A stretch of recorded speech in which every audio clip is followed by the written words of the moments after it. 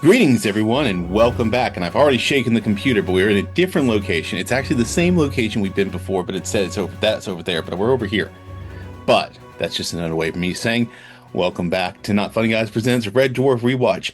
I'm your host, Dr. John, back from another short vacation. This one, spring break.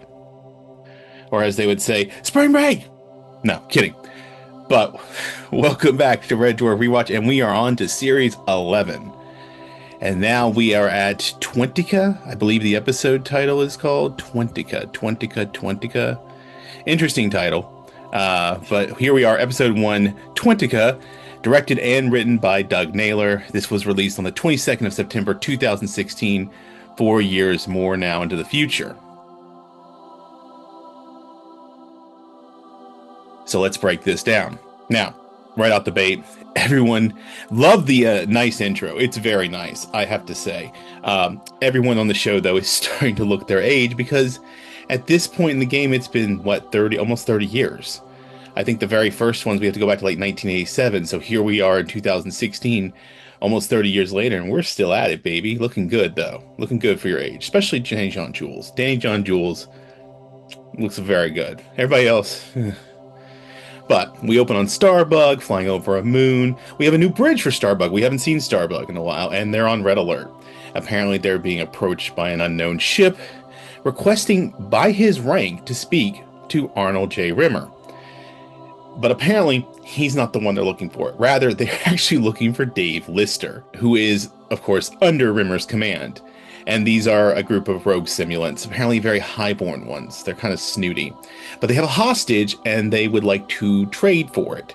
They want something back in return. But interestingly enough, the hostage appears to be Arnold Rimmer, another hologram of him. So there's lots of questions about what's going on. Could it be an alt Rimmer from an alternate dimension?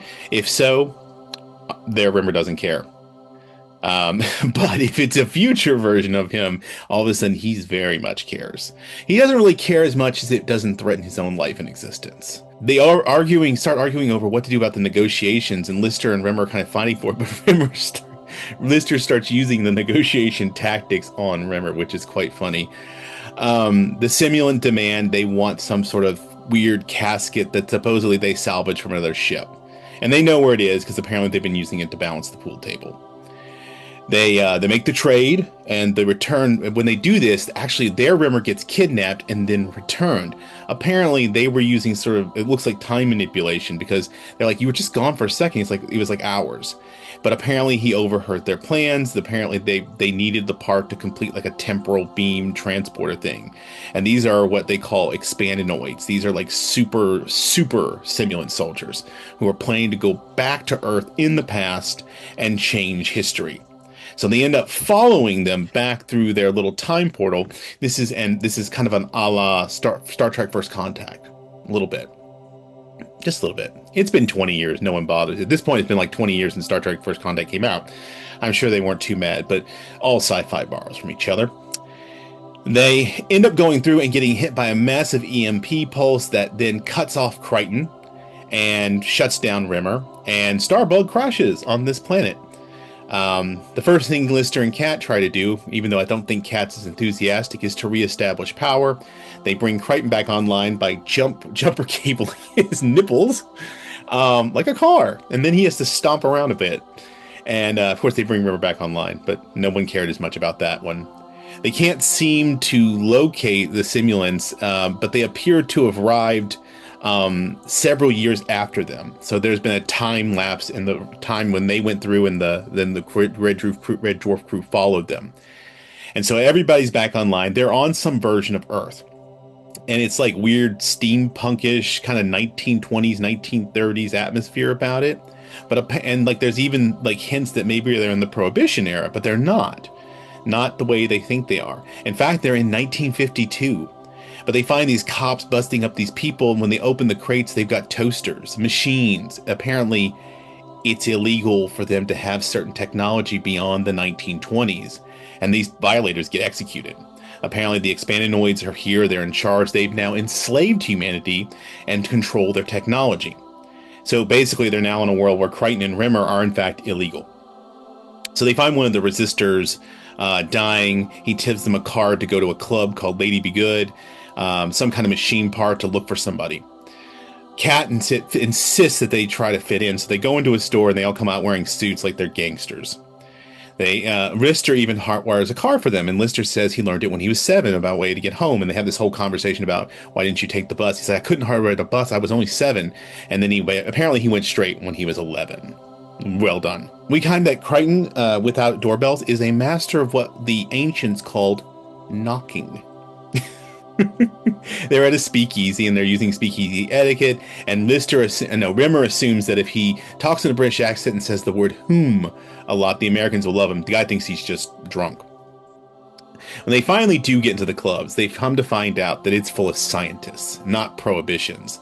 The place is crawling with them and their experiments, and it's an illicit science club, and they're looking for Harmony de Gautier, played by Lucy Pohl, and she starts talking dirty to them in science terms. Hilarious. They give her the capacitor thing they found. It's planning to build an EMP to use on the expandinoids. Everyone here, though, is theoretical and not practical, so they need to look for some other scientists, particularly Einstein, who's out there somewhere. He's gone cuckoo because they're not allowed to practice. So they're like, okay, so you're only theoretical physicists.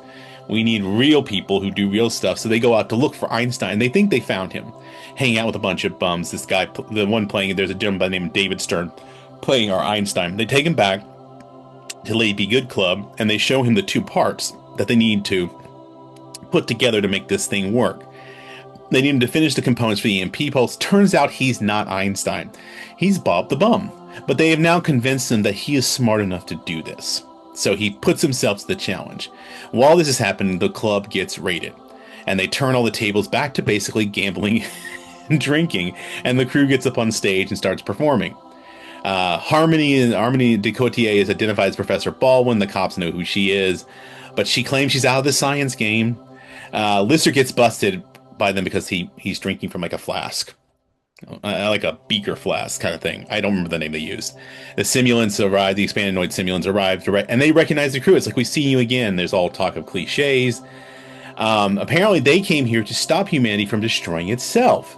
And now they are the good guys.